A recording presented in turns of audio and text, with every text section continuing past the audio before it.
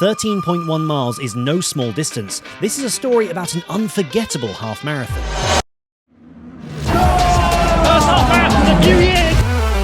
A race that I entered in the middle of 10k training. It would prove to be a strong start, but then take a turn and see a real struggle in the later miles as the long inclines hit hard. It all began with a walk through the common to the start of the race. We're going to be meeting up with a few Jog On crew. Father Steve will be running the 10k. One of the interesting aspects of this race is that it will see the maiden voyage of the new Jog On socks. My race number was ready, which had been printed with the odd first name of Jog, surname On with Harry. The start was getting close. It's 8:45, we have about 15 minutes. The start line is just behind me. We met up with some of the Jog On crew and had the first ever physical Jog On meetup. Right. Harry, nice to meet you. How you doing? And did a warm-up run down through this park and back up the high street. It was really nice to meet some of the guys. In a moment, we'll get on that start line and Southampton Half Marathon will be on. Shaking more hands, we wished each other the best with our respective races, and I ran down to look for an opening in the barriers to join the throng. But the only gap was at the very front of the race. Eyeing up the surrounding athleticism, I put myself a few rows back. We're on the start line. All that was left was a short wait, and they called us forward. This is my first half marathon in about 3 years.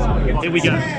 5, 4, 3, 2, 1. With a roar, we were off, pouring down the street. First half marathon in a few years. Feeling all right? 200 meters in. The approach to this half marathon was just to feel it out. There was a big unknown due to mostly 10k work in the weeks leading up and no specific distance training save for a few 12-mile Sunday runs to get my mileage up.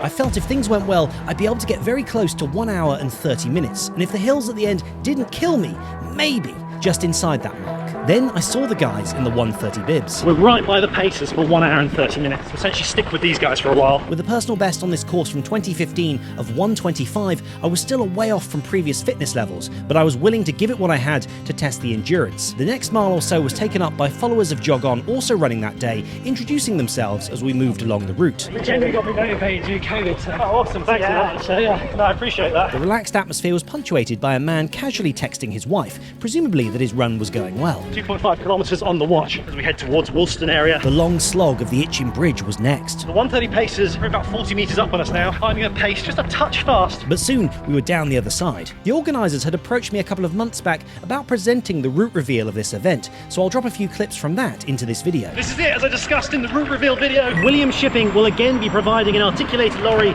I had the usual hydration issues. That's a slightly stronger spray. And noticed a lost dinosaur. So we've now moved into the extended section as we hit 4.5 kilometres. It'll be a little while before we see the Itching Bridge again, thank goodness. 5k was just inside 21 minutes. Now we make our way across Western Shore. Hitting an incline, I found a runner dressed more brightly than me. He was almost glowing. Just hit 7 kilometres, 4:17 on that last k. Leaving Western Shore, we looped back towards our second crossing of the Itching Bridge. Headwind picking up, 8 kilometres, 4:25 on that last one. A little bit on the slow side. Legs are just starting to fatigue a little. Rounding the corner and back past the music from the lorry, we began to ascend the bridge in the morning heat. Bye, Dan! I bumped into Jog On Jim and got shouted at by an excited lady. At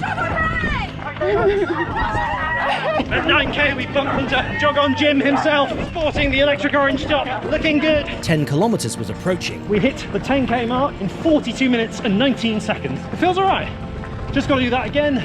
And then another kilometre, no big deal. I'm right here by St Mary's Football Stadium. A significant highlight of the half and full marathon routes at Southampton, a red carpet led us through the deserted St Mary's Football Stadium. Look at this. Wow, love it. And brought us out to supporters lining the fences.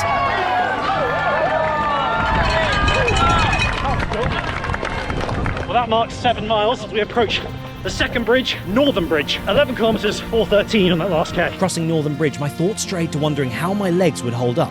Knowing we had passed that 10k point that I was currently trained for, how would these unknown added miles affect me? It's starting to hurt now. At another 4:25. That's past the 8-mile sign just here. Past the crowds and some music. A marshal found something hilarious, and we hit the edge of the river. This is Riverside Park.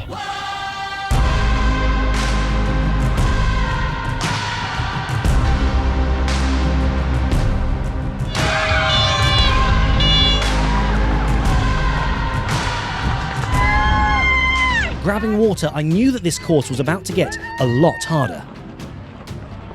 The legs are really starting to hurt now. 15 kilometers done, instead of 4:27. Here we go. As 10 miles came and went, my pace was beginning to slip. Come on, Harry, we got this. Oh, the 4:38, slowest K rep so far. It's hurting. Having cut through the heart of the university campus, coming up Church Lane, where you join the old original route, Highfield Lane. Just got Jog On Gym in sight. Following some superb chalk drawings on the road, Highfield Lane was frankly horrible.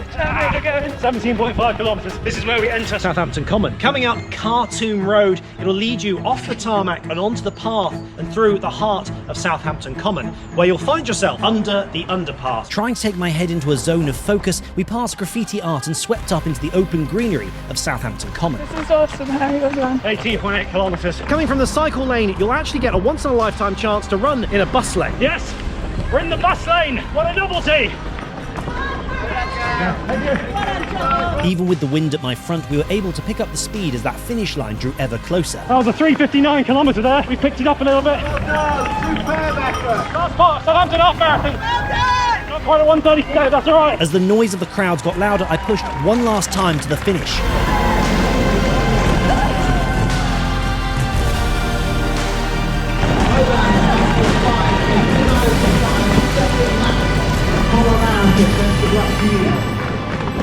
Southampton Half Marathon was done. In the end, we were just one position behind Jog On Gym. I could hear you coming, I could hear you coming.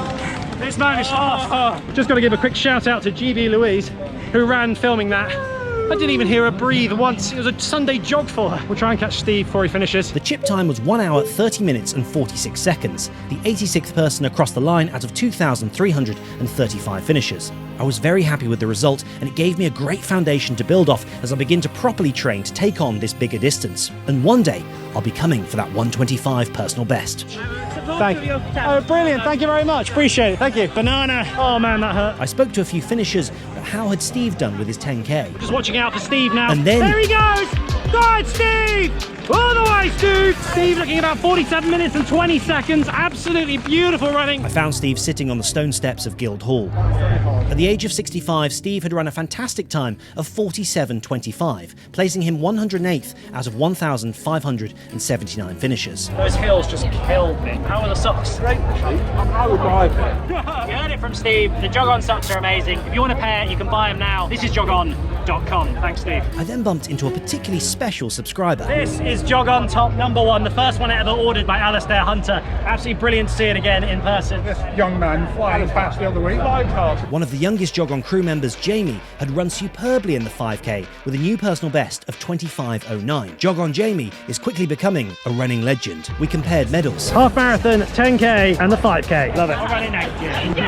Catching up with a few more people who have been incredibly supportive of the growth of Jog On, I was surprised by Ollie Drew, podcast guest #1 and longtime friend. I'm well. I summarised the day. Incredible pacing from GB Louise. Great to finish one place behind Jog On Gym. And look at this in Guildhall Square. Absolutely spectacular scenes. Glorious weather. Really happy to have met some of the Jog On crew and have a warm-up run and meet some of the guys after the race as well. I'm Harry Morgan. This is some of the Jog On crew, and you've been watching Jog On.